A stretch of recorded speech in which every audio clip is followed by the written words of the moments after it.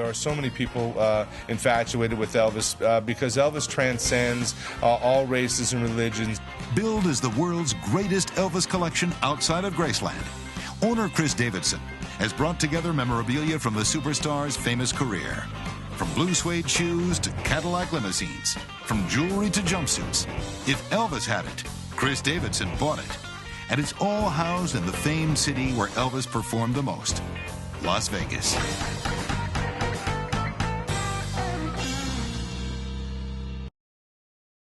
It is the ultimate American dream. Soccer moms Gabrielle DeSantis Cummings and Monica Hillman met on the sidelines at their kids' soccer game and quickly began brainstorming ideas for a business they could run from home. They talked about the lack of a quality tote and finding a decent bag. We're here to bring into focus their big vision. I'm Danny Dunst, and this is The Big Vision.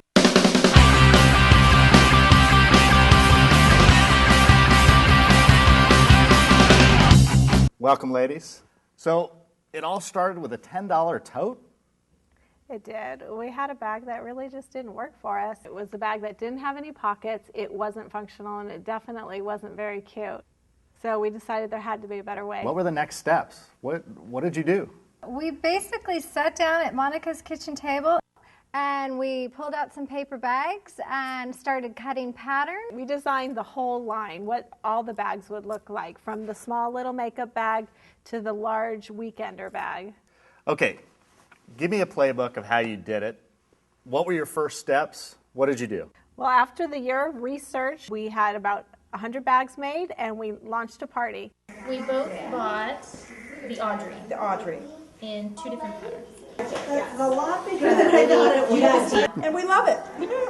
We looked at retail and we looked at the internet and what have you, and we knew that the direct sales channel was the right one. We set out to start in direct sales, and we are definitely committed to direct sales. We are setting out to create a business that can launch the careers of other women, whether they are creating a part-time income or they're supplementing a full-time income. You touched on a few points, but what do you want to tell these people about how to start their own business? Execute every day. Just make sure that you execute, that you do not get bogged down by the fear of making a mistake. Get out there and do it. Figure out what you want to do a little bit of research, and start it on a small scale. You will learn so much at that small scale. It's just getting out there and doing it. Every day it's about making forward movement. Take your product and really get out there and share it and sell it and find out what is it that they have to say about it? What is it that they think about it? You're going to learn so much about your product if you just get out there and you sell it. Right, that's sage advice. Monica, Gabrielle, thank you for stopping by. Gigi Hill, living out the big vision.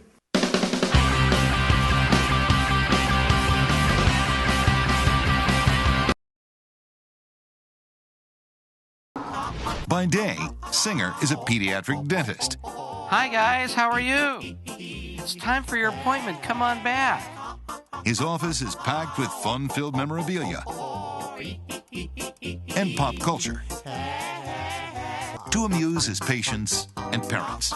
Should we check it out, see if he's going to speak? Go to the dentist!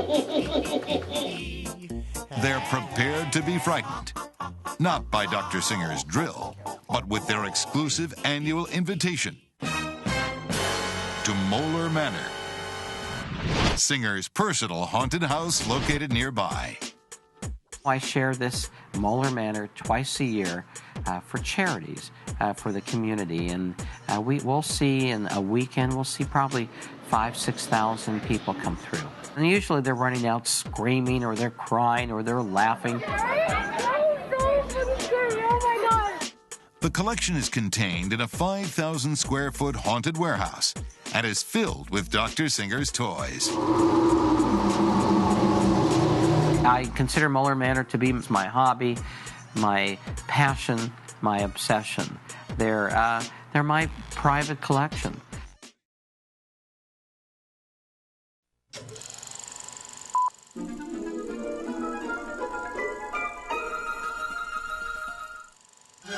Squirrels. Cute, fuzzy, and a little crazy.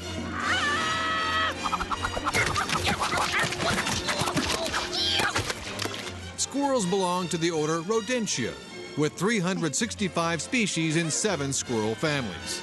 They include the tree squirrel, ground squirrel, and the ancient saber-toothed squirrel like the one you see here, also known as a scrat.